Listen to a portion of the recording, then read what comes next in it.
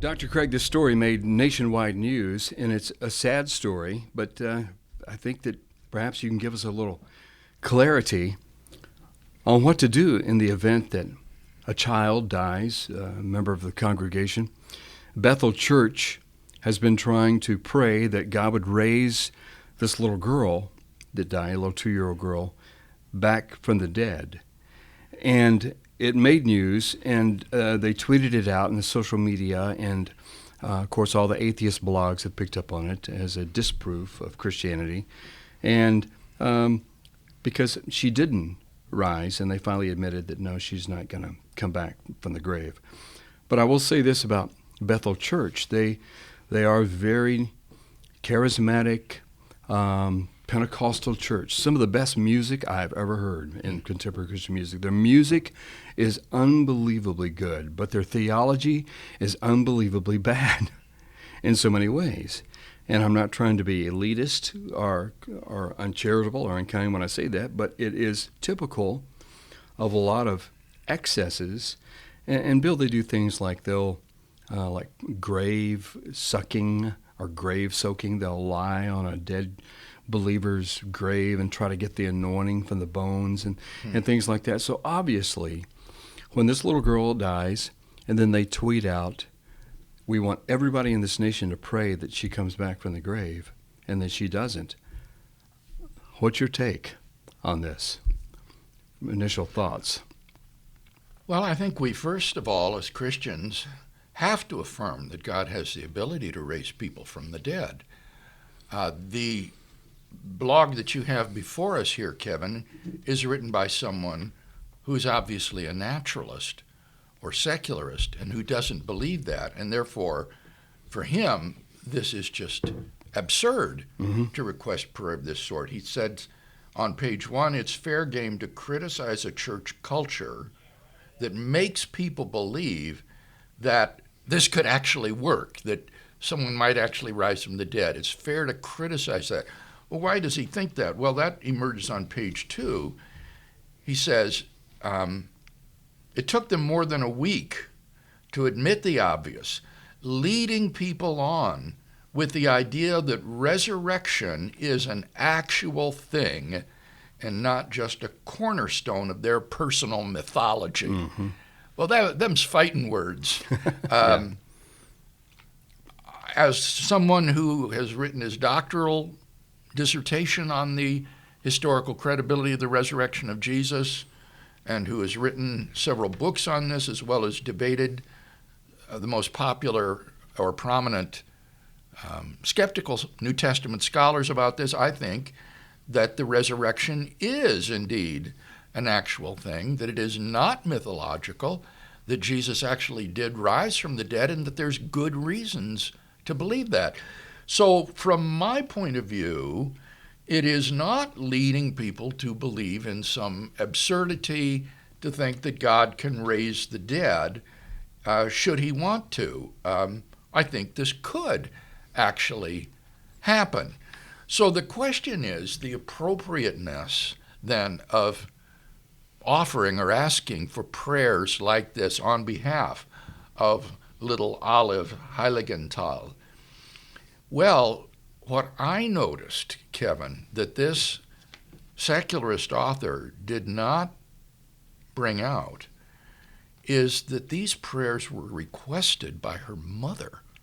It wasn't that the church came up with this idea and imposed this on people. Her mother asked the church to pray that God would raise her daughter from the dead. So it says that in the days that followed the death of her daughter Olive, she posted memories of her daughter online with captions suggesting that people's prayers might bring Olive back to life. Now, he's so concerned about the grieving family in this blog and what they're going through. How would you feel if you were a member of a church and you felt led to go into the church elders and say, I'd like you to pray that God would raise my little daughter from the dead who's just died, and the elders turn her away and say, no, we won't pray for that. even if they think that God could do such a thing, that they refused the person's prayers. I don't know how an elder board could do such a thing. I can well understand that if a grieving parent asks you to pray for what you think is an absurd request, that nevertheless, out of respect for that grieving parent, you would say, all right, we'll pray that this will happen. And in the statement issued by the church, it says we're asking for bold, unified prayers from the global church to stand with us in belief that he will raise this little girl back to life. Her time here is not yet done, and it is our time to believe boldly and with confidence, wield what King Jesus paid for. It's time for her to come to life. I think the failure of that statement is the overconfidence that it expresses that God is going to hear this prayer and answer it affirmatively. I don't see that there's anything wrong with the prayer request being offered, but to assure people that they know it's time for her to come to life, it's time for this to be done, that represents a kind of overconfidence and almost arrogance on the part of the person that I think is inappropriate. It would be much better to be humble and just say we're asking God for the seemingly impossible. Yeah, I certainly do. And it's a powerful prayer.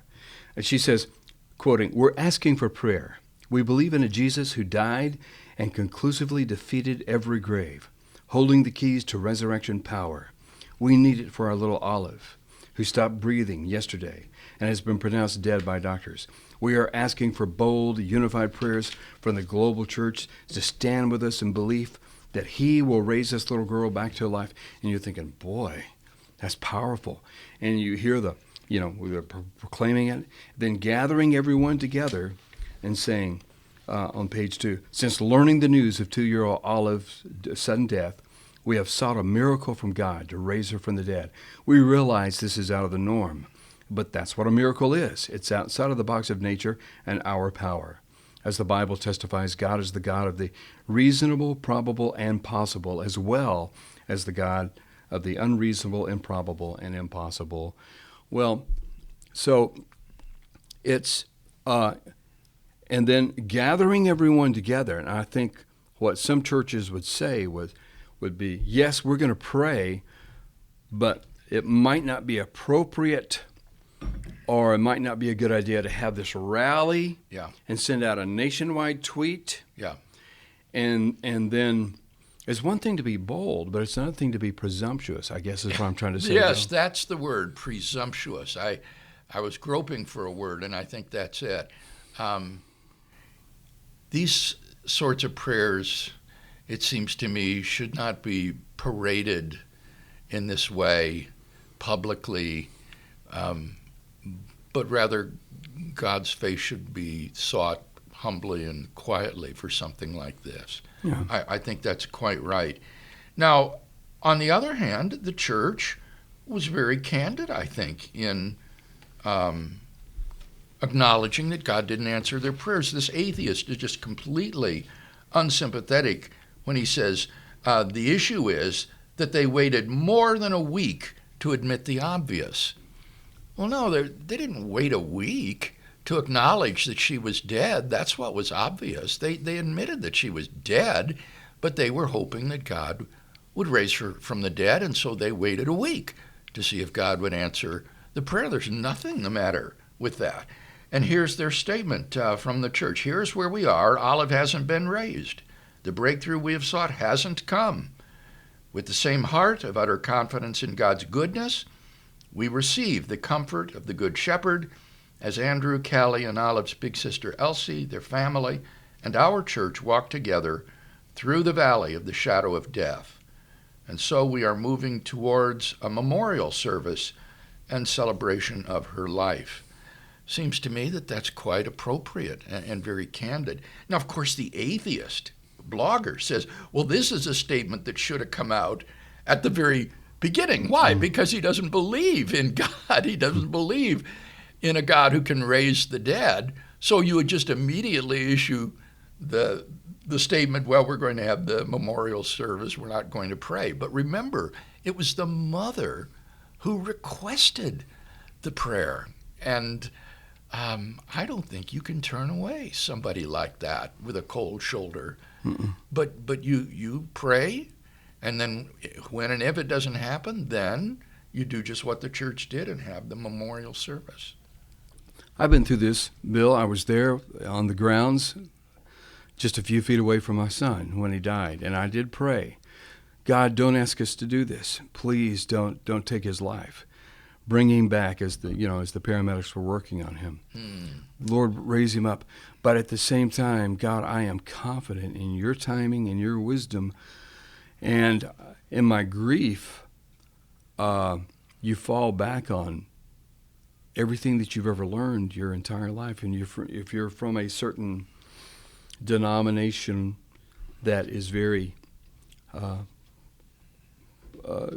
proclamative like this, you do that. And so I'm being very empathetic and sympathetic, when I do it.